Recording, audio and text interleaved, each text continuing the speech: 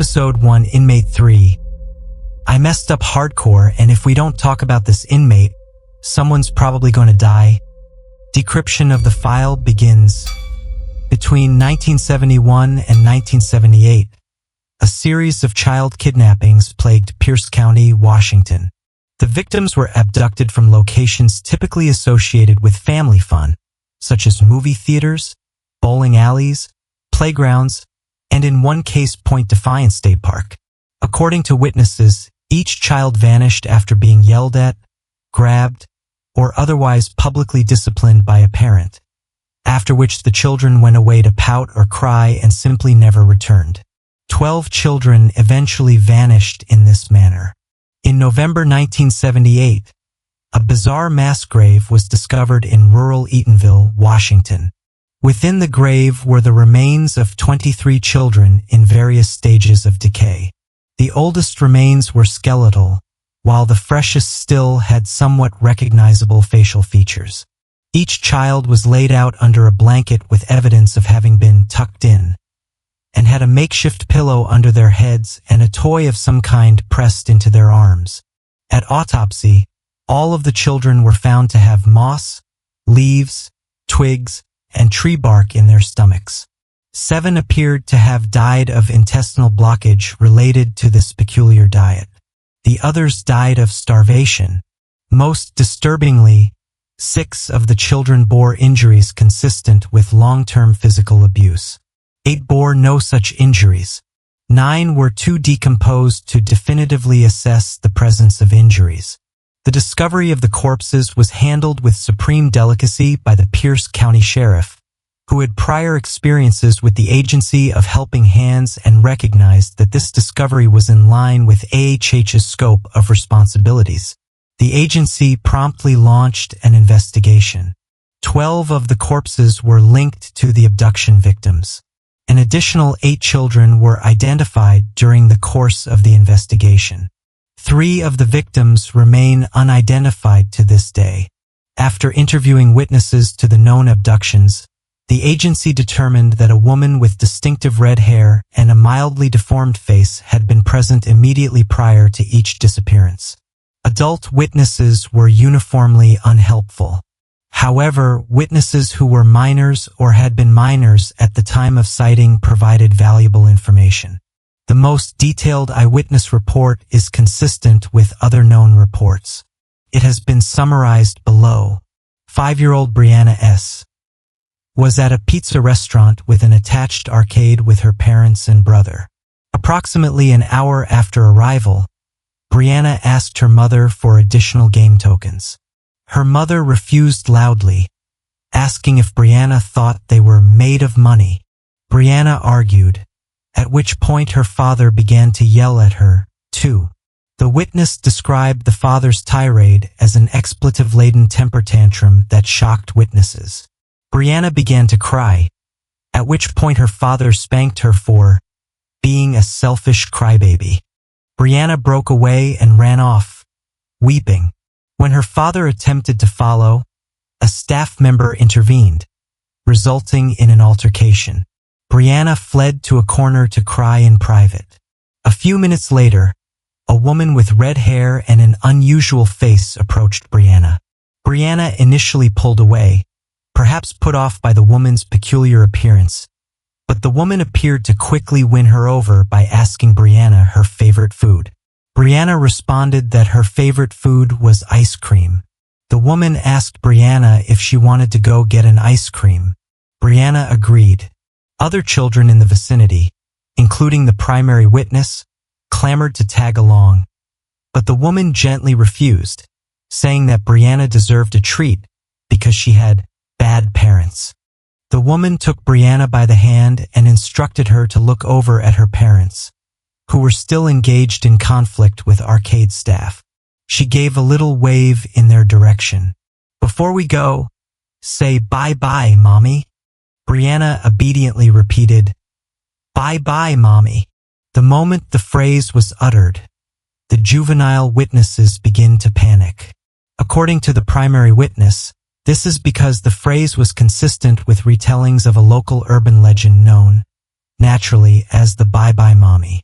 The juveniles tried to raise the alarm, but the ongoing altercation between staff and Brianna's parents rendered them unheard as the red-haired woman melted into the crowd with Brianna by her side. Brianna was never seen again. After exhumation from the mass grave in Eatonville, Brianna's body was among those that showed signs of long-term physical mistreatment. The agency investigated the so-called bye-bye mommy for weeks. According to urban folklore, she was a vengeful boogeyman who spirited away disobedient children, particularly children who defied their parents in public. Information was scant for such a widespread tale, primarily consisting of 3 rumors. The entity looked deformed, or so the rumor went, because her mean husband punched her so hard that he broke her face. B. After selecting a victim, the entity insisted he or she say, "Bye-bye, mommy," before kidnapping them. C. Children taken by the bye-bye mommy were never seen again, resulting in considerable fear among local children at the time. Disturbingly, nearly half of the victims exhumed from the mass grave were never reported missing. As previously stated, some were never identified. However, of the unreported victims that were identified, 1 was undocumented, 4 were homeless runaways, and 3 had been in foster care at the time of disappearance. The parents of the runaways and the guardians of the foster children either already had, or were later discovered to have, histories of mistreating minors in their care. This information contradicts the prevailing rumor that the entity punished disobedient children by way of kidnapping, and lends credence to her claims that she only took, or in her words, rescued children living with subpar guardians. The agency experienced great difficulty in tracking this entity, as it was impossible to identify and set watch over every victim of child neglect or abuse in Pierce County. Personnel decided to stake out the mass gravesite. After 8 weeks, the entity finally returned to the gravesite. When she saw that the remains of the children were no longer present, she flew into a rage. As is common with such entities, the high emotion disrupted her physical state and she began to morph, assuming a disturbing appearance that presented signs of decay, bodily trauma, and non-human proportions. Agency personnel failed to apprehend her using standard methods, in the process placing themselves in mortal danger. One agent, thinking quickly, screamed that she needed the entity's help to rescue her baby brother, who was being abused by her stepfather. Please note that this agent had neither a baby brother nor a stepfather. She stated that her brother had prayed to Jesus for the bye-bye mommy to help him, and was waiting for her to rescue him. Due to her distress over the missing bodies, the entity did not, or perhaps could not, resume normal proportions, but she followed the agent in order to help this non-existent baby brother. The agent directed the entity to the agency's nearest field location, whose personnel were equipped to capture and transport the entity. Once in custody, the agency was able to trace the entity's origins quite easily. Before her death, the bye-bye mommy was a woman with multiple complaints of child abuse and 1 charge of neglect. Shortly before her death, she sent her young daughter to live with the child's equally unfit father after the child upset her. This was the last time she ever saw her daughter. Remorse quickly set in. She attempted to retrieve her daughter for the next 3 months, but was unsuccessful. One night, she had a nightmare in which her daughter was emaciated and panicking as a pack of monsters smothered her. The nightmare was so powerful that upon waking, she immediately called emergency services before driving to her ex's house, a trip of approximately 35 minutes. By the time she arrived, EMS was on site and had confirmed the child's death. In a fit of rage, the mother attacked her ex as the police escorted him out of the house. The ex hit her back with enough force to break her jaw and cheekbone. She then threw herself in front of an oncoming EMS vehicle, killing herself. Suffice to say, she did not stay dead. While issues arise in assigning human standards of sanity, insanity, and culpability to our extraordinary inmates, It is my opinion that the Bye-Bye Mommy is not sane. Contrary to the belief that she abducted children to punish them, she believes she was saving them. Had she been a more competent and substantially less narcissistic protector, perhaps she could have. Instead, she held her victims captive at an undisclosed location in rural Pierce County until they died. The entity insists she took her victims to a beautiful home she built after her death and fed them the most delicious food in the world. Initially, this claim was completely dismissed by agency personnel. Later assessment of the entity's abilities, however, showed that she is capable of throwing an immersive glamour, something akin to a full-body virtual reality experience. In her own words, "I took these babies away from hell to a heaven with a beautiful house, friendly pets, and delicious food. A place where treats grow on trees and nothing is ever dirty. Where a mother loves them and the children are happy with me forever." Needless to say, the entity is a profoundly unreliable narrator and caution must be exercised at all times when engaging with her. The source of the entity's glamour casting appears derives from a coping mechanism of, for lack of a better term, rewriting history. Her personal mental instability and immense guilt over the death of her daughter led her to create a false history in which she is an ideal mother. Through processes not yet understood, the power of this delusion increased substantially at the time of her death, enabling her to design, bring into being, and inhabit a false reality in which she is a perfect parental figure. Most impressively, she is able to bring others into this false reality alongside her. This explains several things about her behavior, such as the fact that the kidnapped children never attempted to escape the entity, as well as the fact that their digestive tracts were full of inedible matter. The entity was making the children and herself perceive twigs, leaves, and bark as delicious food. Without children to save, the entity's internal landscape and false reality have grown substantially more destructive. That she exists in a state of perpetual anguish cannot be denied. The entity's prognosis is very poor. Due to her instability, her substantial mental suffering, and the danger she poses, the agency long ago made the decision to terminate her. Unfortunately, despite numerous efforts with every tool and method the agency possesses, termination had been unsuccessful.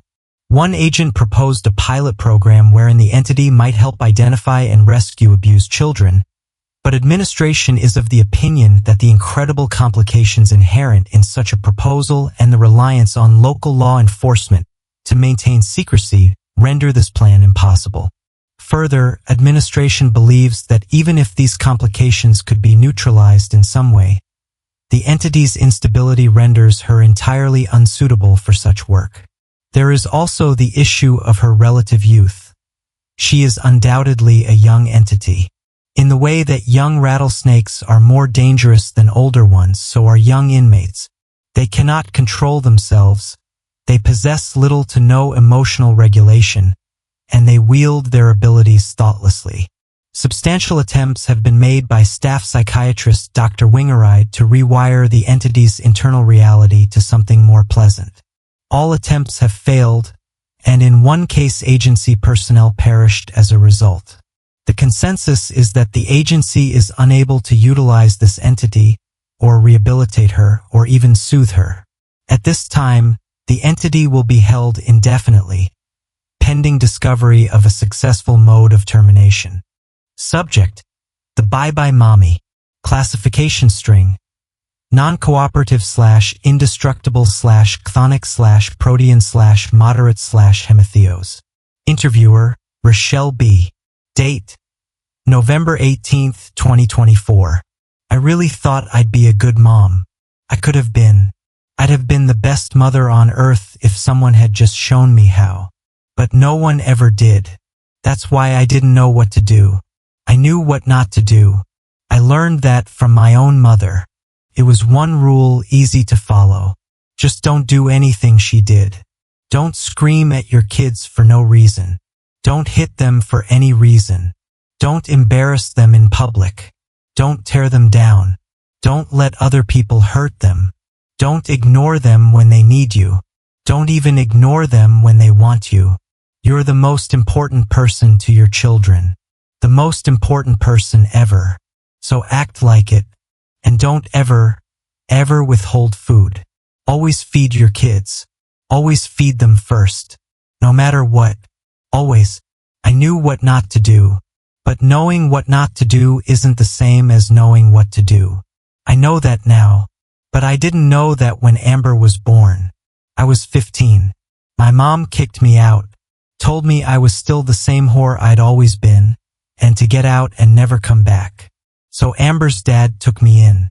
He definitely wasn't 15, but 15-year-olds can't rent apartments, so it was for the best. Only it wasn't. It wasn't for the best at all. But that doesn't matter. None of that matters. All that matters is Amber. I couldn't wait for her to be born. I couldn't wait to have a baby, to have my own family. Someone who would always be with me. Someone who would always need me. Someone who would always love me. Except when she finally got here, I didn't know what to do because no one ever showed me how. I didn't know what to do when she wouldn't sleep, or when she screamed until her little voice got raw, or when I couldn't make any milk, or when the formula made her sick, or when she had allergic reactions to her diapers. I just didn't know what to do. That's why I ended up doing what I wasn't supposed to do. I screamed at her, especially when her father screamed at me because she was screaming. Sometimes I left her alone in her crib in the closet when I couldn't take it anymore. I ignored her. I let her dad shriek at her until she was hysterical because it kept him from screaming at me. And when I got tired of her constant sick belly, I didn't feed her, sometimes for hours. Once or twice for a whole day, especially when she got older. But even though I did everything I wasn't supposed to do, she loved me anyway. And she loved me even more as she got older. Even when I didn't stop doing things I shouldn't do, she kept loving me. She still wanted to snuggle with me every night. She still wanted to share her toys with me and have pretend tea parties with me, and she still wanted me to curl her hair and make her pretty and take her to the playground and the bowling alley. She loved bowling. She couldn't even pick up a bowling ball. Not even the ones they make for kids. And if Amber had just been that way all the time, the snuggly, playful, pretty little mommy's girl who loved tea parties and playgrounds and bowling, I would have been the perfect mom without even trying. But she wasn't. In between those good times, she was a fucking monster. A screaming, petty, jealous, selfish, insecure little monster who took all of her anger out on me, just like her father. It wasn't her fault. She learned it from him. I let her learn it from him. I knew that, but knowing that didn't make it any easier for me. It definitely didn't make her behave any better. And the worse she got, the meaner her father got. I did everything I wasn't supposed to. I already told you that. But he did worse. So much worse. No wonder my baby girl was turning into a monster. But she didn't have to be a monster. Just like me, she had the potential for perfection. But just like me, no one had ever shown her how. I was a good mom in my heart, just a victim of circumstances. I thought if I changed my circumstances, I'd be a better mother, which would make Amber a better daughter. That's why I finally left her father. I knew leaving would make everything better. Didn't.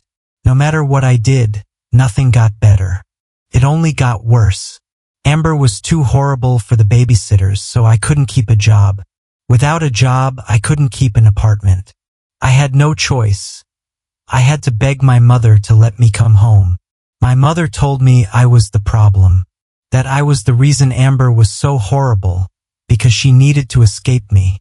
And one day, she told me she had solved Amber's problem once and for all by calling Amber's father. I didn't think he'd come. Really. In fact, I knew he wouldn't come. He hated Amber. He hated me. He hated us. But he came to get her anyway. I didn't stop him. I didn't know how. No one ever showed me how. How can you do anything when you don't know how? Amber didn't want to go with him, but she listened when I said she had to. As he led her outside, she looked back at me. I could tell she was hoping I would come with her. She didn't look away until she reached the door. I think that's when she knew I wasn't going to follow, because the hope in her eyes went away. The light in her died as I watched. And then my dark, lightless little girl said to me, "Bye-bye, Mommy." And I knew I'd made a mistake. I knew it. That was the last time I ever saw my daughter. It was the biggest mistake I ever made, and I was so sorry. I spent 3 months trying to get her back, but her father wouldn't let me. He trespassed me from his house. He filed for custody. His mother told horrible stories about me and lies about things I did to Amber. She even told the court I was using drugs. I thought of Amber all the time. I remembered how perfect she could be, especially on the days we snuggled and had tea parties and went to the playground and curled her hair. I loved her hair, how soft and smooth, the way it shone in the sun like strands of light. I dreamed about her too. Wonderful dreams where we lived in a beautiful sunny house in the country, with a giant backyard and orchards and a dog. She always wanted a dog, and the most delicious food for every single meal. Those dreams felt so real, more real than real. But one night, I had the worst dream I've ever had. It was about Amber. She wasn't perfect in the dream. She was scared. She was hurt. She was emaciated and crying as this horde of laughing monsters smothered her. And it felt real, more real than real, more real even than the perfect dreams. When I woke up, I called the police. I told a lie. I said my daughter had drowned in her father's pool. He didn't have a pool, but I knew it would make the ambulance come. Then I drove over to her father's house. I remember watching the clock. It took me exactly 37 minutes. By the time I got there, she was dead. She'd been dead a whole day. I saw her body as they were bringing it out. I can't. They brought her father's mother out in handcuffs. But he wasn't in handcuffs. Even though this was all his fault, he wasn't in handcuffs. I have never been so angry. I will never be so angry again. I launched myself at him with everything I had. He hit back hard enough to make my face explode. My eyesight turned red, then it went dark.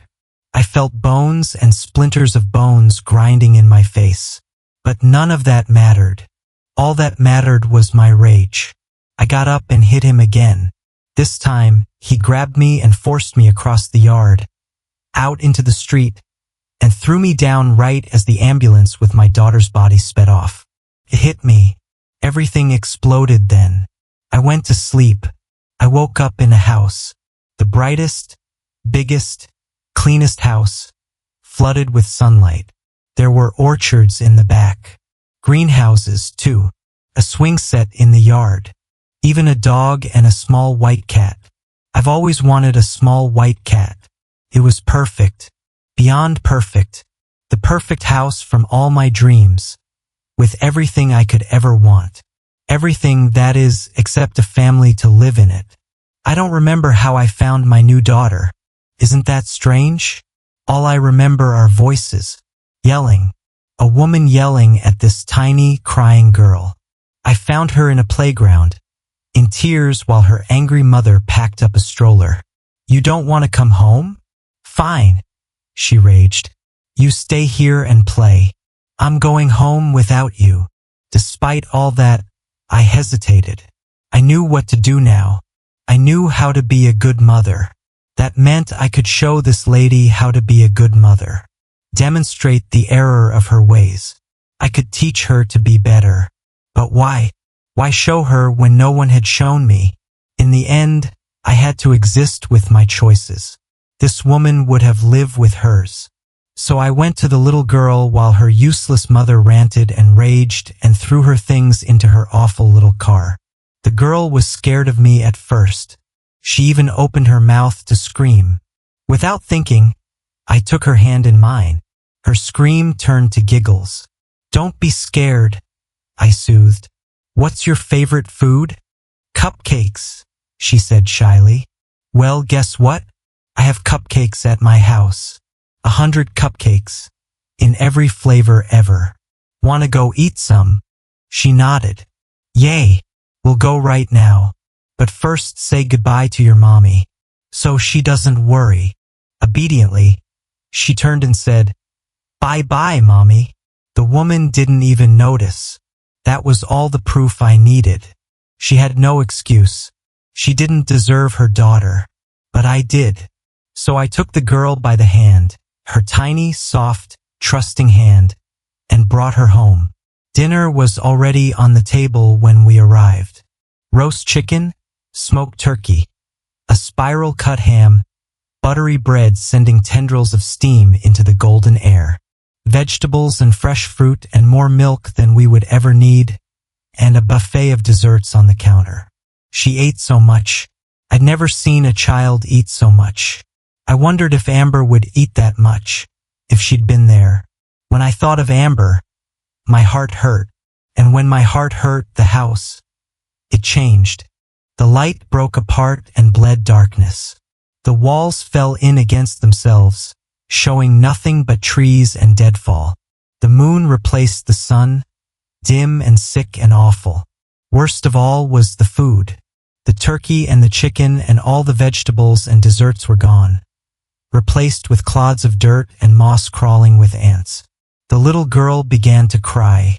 Twigs and dirt and crumbled leaves came tumbling out of her mouth, and she started to choke. I reached for her, but she recoiled. She tried to scream, but all that came out was a whistle. Her little face was already turning purple. In that instant, I saw Amber's face, my old daughter superimposed over the new. And I knew what I had to do. I had to forget. I had to forgive myself.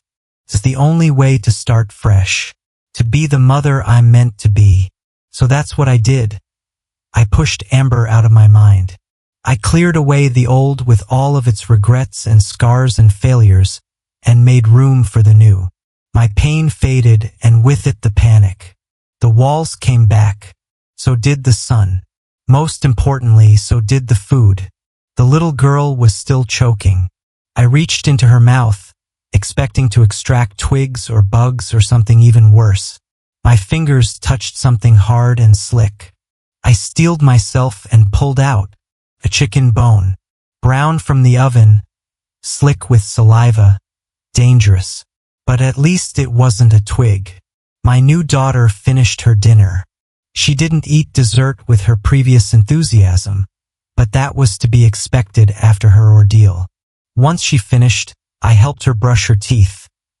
A new toothbrush appeared in the bathroom like it was waiting for her. Put her in fresh pajamas and laid her down to sleep. She was the perfect daughter and I was the perfect mother. We had such a lovely time. Golden hours, golden days. It should have been perfect, and it almost was. Only something was still missing. And one day, as I watched my new daughter playing alone in the orchard, I realized what it was. A brother. So that night, after I tucked her into bed and made sure she was sleeping soundly, I went to find my son. While I was out, I heard so much. So many screaming mothers, so many bellowing fathers. And the children, I heard their sniffles and their wails. I felt the tears sliding down their faces as if they were my own. I wanted to save them all, but I knew somehow that they weren't mine to save. Not yet. A mother always knows her children, and I knew that I would know mine the moment I found him. I did. I found him at a bowling alley. Isn't that serendipitous? He was struggling with a bowling ball. He dropped it on his foot and began to cry. His mother rolled her eyes and yelled at him. Yelled at her poor, crying little boy who only wanted comfort. She didn't want to give comfort, but I did. Good mothers always comfort their children. I swept in while she complained. I dried his tears and told him to come with me. He didn't want to until I took his hand. Those quivering lips turned up into a smile, and just like that he was ready to come home. Before we go, I said, wave and say, bye-bye, Mommy. Bye-bye, Mommy. You wouldn't possibly understand, but it was important for him to say the words. It gave his mother one last chance to come to her senses, a chance to take her child back, a chance to pass a final test and be the mother he needed. She failed. By failing, she made sure those words cut her bond with him. This needed to happen so that he could forge a bond with me, his new mother. My new daughter was overjoyed when she woke up in the morning to her new brother. They got along perfectly, just as I knew they would. A mother always knows these things. We had a wonderful, perfect day filled with playtime and crafts and games. And food, of course. A magnificent feast of all their favorite foods. Turkey sandwiches and potato chips, macaroni and cheese and mashed potatoes, fried chicken and hot dogs and every dessert you could imagine. That night, as I watched them sleep, my heart swelled. I'd done it. I was the perfect mother, just like I thought. The best mother any child could dream for. So why shouldn't I have more children? After all, there were so many. So many. I'd seen them on my way to get my son. All the ones I'd left behind when I chose my son. How could a perfect mother leave any child behind? My heart ached for them. And when my heart aches, my home falls apart. But I recognized the signs this time. I felt the fault line in my heart as it began to open. Before my walls could fall, before the moon could die and my food turned to rot and ruin, I set out to find my third child. Secretly, I was worried. My heart was already so full and so big. I felt like if it got any bigger or any fuller, it would burst. Or that I simply wouldn't have enough love. Or that I would be overwhelmed like with my old daughter. That when this third child came, I would turn back into a bad mother. But I should have known better. I should have believed in myself. Everyone says your heart makes room for each new child. And they're right. That's how I knew that I had more children out there. They were waiting for me. I could feel it in my heart. So I went to find them one by one. I brought them home with me one by one. They grew up one by one. They grew old one by one. They died one by one. That was the hardest part. My only solace was that they died as they'd lived. Happy, safe in my care, secure in my love. And besides, I'd learned my lesson long ago. To welcome the new, you must get rid of the old. If an old daughter dies, it just means it's time to find my new one. When you people found me, you took my children away. All of them, even the ones who have passed on. That made me angry. So angry. For so long. You know, if you'd taken Amber away, I probably would have understood. I wasn't living up to my potential then. I wasn't a good mother. But I am now. I am. And you still took all my children away. But even though I'm still angry, I have forgiven you. It just means I have room for new children now. Isn't that wonderful? It is. It's wonderful. Because I'm a wonderful mother now. A fantastic mother. Perfect mother. I am. I can show you. Let me show you. Just take my hand. That's all you have to do, sweetheart. Just take my hand. Just like that. That's right. Take my hand and we'll go home. So anyway, right after this interview, literally right after, the inmate escaped. I don't even know how it happened. When she took my hand, it's like the world split open. Half of it was her cell, and half of it was this perfect country house. I felt the sunshine and the wind. I smelled soil, flower gardens. I even saw a little white cat sunning itself on the porch. Before I knew it, I was flat on the floor with my boss leaning over me as an unfamiliar voice raged in the background. Why the fuck was a T-class agent alone with that thing, Charlie? How you feeling? My boss asked, unsmiling. He's the staff psychiatrist. His name is Charlie. I call him Dr. Wingeride because he hates it. Oh, is she awake now? This third voice made me shudder. Deep and smooth but somehow raspy, halfway between a purr and a growl, with an accent thick enough to cut with a knife, and full of an awful hunger that sent my lizard brain into panic mode. Propelled by pure survival instinct, I shot up. For a second, I thought I was hallucinating. One of the biggest men I've ever seen stood across from me, dressed in a violently purple jumpsuit. Meticulously groomed dark hair framed a wide-eyed face that was half brute, half porcelain doll, and wholly frightening. I couldn't tell how old he was. He could have been 40 or 60 or something else altogether. We made eye contact and my insides turned to ice water. A vulpine smile split his face. "Oh," he simpered. "Look who's afraid of the big bad wolf." "Shut up, Christoph," Dr. Wingeride said sharply. "Right now, or I'll put you back in your cell. Only if you can find that child-murdering bitch by yourself." The yeller shot back. "We'll find her, all right?" Charlie snapped. "We know her hunting grounds. It'll take a day at most." But my brain was still processing his prior statement, struggling mightily against the electric terror flooding my body. "A cell," he'd said. "A cell. I'll put you back in your cell." Why? Before I could stop myself, I looked up at the man in purple. "Are you an inmate?" "Guilty," he answered. "Very guilt. Of that and many, many other things." I couldn't bear to look at him anymore, so I turned to Dr. Wingeride. "Why is he out of his cell?" "It's not allowed. Inmates can't be out of their cells." "Yeah, he's an inmate," Dr. Wingeride said. "But I mean, he's also a T-class." "What is a T-class?" I shrieked. The inmate's smile widened. "You did not read your handbook? Naughty, naughty." Dr. Wingeride glanced fearfully at the yeller, then gave me a pained look. "Is that true?" I could barely process the question through the adrenaline and fear. What handbook?" The inmate began to laugh. "Did you or did you not get a handbook?" the yeller asked. I shook my head.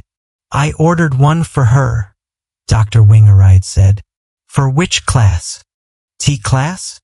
"There are no handbooks for T-class," the yeller said. While they argued, the inmate caught my eye again. I tried to ignore him, but it was about as effective as ignoring a tiger stalking you through a basement. "We were supposed to talk tomorrow, you and I," he said. "But now you got yourself in trouble, I don't think they'll let you." "Too bad. I was looking forward to it." The relish in his voice made my skin crawl.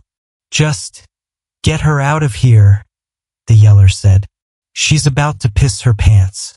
And get her a goddamned V2 class handbook." Dr. Wingeride got me out of there. He also got me a goddamned V2 class handbook. And it is all kinds of fucked up. There's too much to post right now.